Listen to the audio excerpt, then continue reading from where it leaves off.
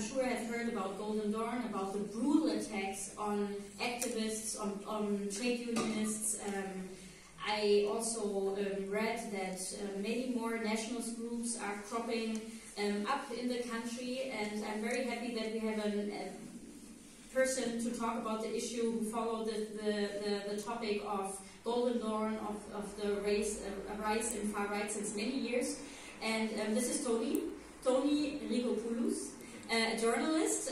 We had Luis mentioned also the role of the media, and I think this is also a very interesting perspective. So very good that you're here, Tony. Journalist at Documento newspaper and editor-in-chief of Puti Pandoras. Yeah, exactly. Covering the Pandora's Box. Exactly, Pandora's Box. Covering the Golden Dawn trial in Greece. This is something, of course, we as leftists, as progressive, as anti-fascists followed a lot, but I'm sure, Tony, you have many interesting details and stories to tell us. Please, you have the floor.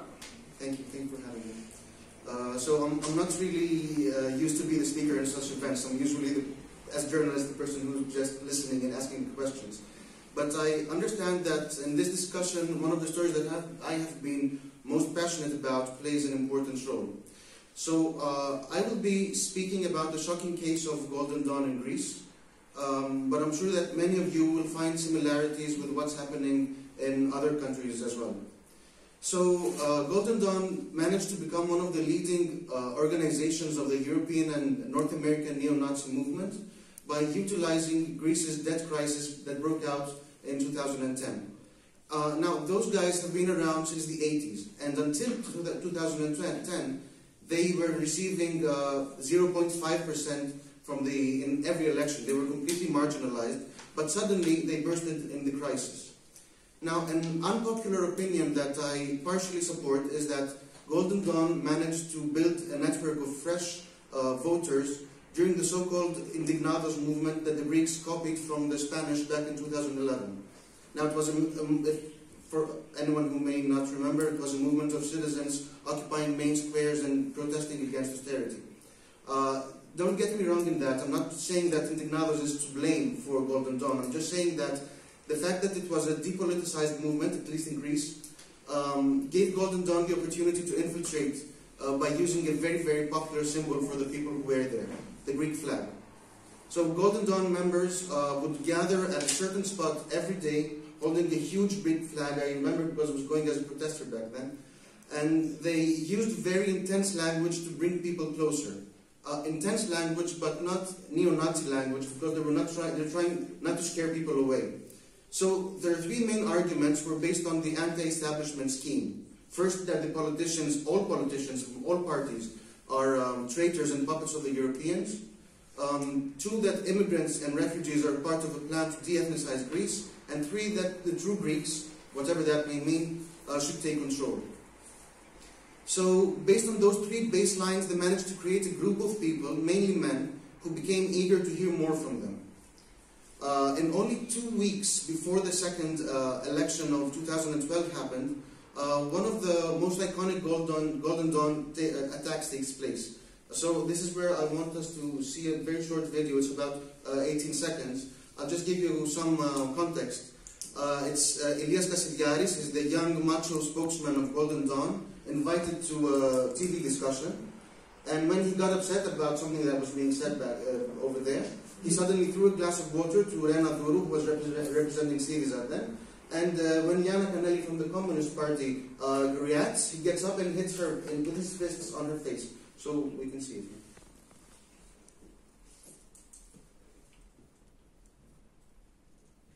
We can see, but not here. No,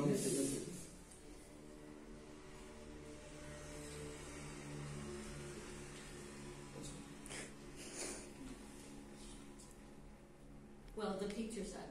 Yeah, but it's not a good video, but yeah, it's. So that's it. I just wanted to show it because it was the first time that we saw something so shocking happening on Greek TV. Back then, the narrative was that if you put them in, and I think many leftists also thought so, including me, if you put them into context of a normal party, then they would react as a kind of normal politician, and that's what we saw happening back then. So also, when this happened, everyone thought that they would be destroyed electorally. But what Kasidiaris did with that move actually showed to his voters that they were not full of words, that they meant what they said, and that when they said that we will give them a beating, meaning the traditional parties, that they meant it. And that's why this attack didn't cost them any damage, practically. So, that being said, the question boils down to who are they? Who are the people who vote for them, or who voted for them? I think here that the norm is not so different from other European countries, especially in the south. The typical profile of Golden Dawn voter is, of course, male, Greek, either very young or much older, because you would see like 18 to 25 years old and then 65 or over 65 voting massively. Usually comes from a conservative family. Members of the family have fought in the Greek Civil War of the 40s. Low-income Greek workers, as well as owners of small businesses in degraded areas, would be the easiest people for Golden Dawn to approach. Of course, this is all a simplification. The problem of neo-Nazi parties is much more complicated than just blaming it on a specific group, just like white men. So a large number of women also supported them. They tried to idealize the iconic Greek mother figure that breeds brave Greeks and sends them the male children to war, and the war here being what they called far-right activism. That's what you would usually hear back then. Also, I have spoken to many second and first generation Albanian or Polish immigrants who would heartedly support Golden Dawn. Of course, not in huge numbers, but it's also been seen that it was happening.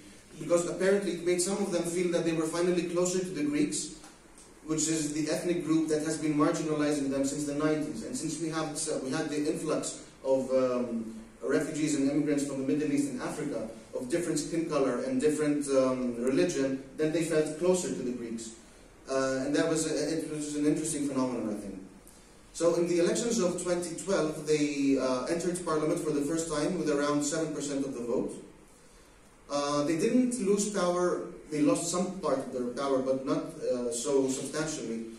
In 2013, when one of the members murdered an anti-fascist musician, Pavlos Frisas, it was a big case also here, I think, all over Europe. And from the qualitative data we had at that point, we would see a pattern where after each important attack, such as the murder of Frisas or attacks against refugees, the murder of a Pakistani immigrant called Sajjad Lukman, and the attack against Kaneli, the party would lose some so-called moderate voters, but gain others, usually people who were closer to the typical type of their voter, people that needed to see the violence to get convinced that those guys are serious. So, where are those voters now? After the conclusion of the Golden Dawn trial, obviously in 2020, they dissipated, and those people had to vote for something eventually. So this group of far-right voters has dissipated within current political parties. Some of them have transferred to a party called Greek Solution, which is a much milder far-right party, pro-Russian, supporting anti-vaxxers and things like that. And of course, a big amount of Golden Dawn voters, I don't have the figures, but it's the majority, have repatriated to the ruling party of New Democracy, which has taken an ultra-right-wing turn during the presidency of current Prime Minister Kyriakos Mitsotakis. But there's also one problem which we haven't taken into account yet. Ilias Kasidiaris, from the video we saw before, he's currently in jail. He's being accused of being a member of a criminal organization, which is practically Golden Dawn. He has created a party of his own, and it's called Greeks Elinas. So according to an article I was reading a couple of days ago from Balkan Insight, 52 videos have appeared after his imprisonment on his YouTube channel. Of those 52 videos have racked up 7 million views. And since Kasidiaris was imprisoned, his channel has gained more than 36,000 new subscribers, around the third of its current total. So apparently this isn't a battle that will end anytime soon, neither in Greece nor anywhere else, because those people, the hard core of far-right voters, are going to be there and are going to just change parties and change faces. So in my opinion, the progressive citizens, leftists, social democrats, communists, anarchists, everyone ought to stay vigilant, to stay informed, and in my opinion to isolate anyone who tries to spill the poison of far-right ideas in everyday conversations. And on the other hand, the anti-fascist movement as a movement must be firm in its battle against this theory of two extremes, comparing the extreme right to the so-called extreme left. There is no such thing as two extremes. There is only one extreme, and that is fascism, Nazism, and the far right.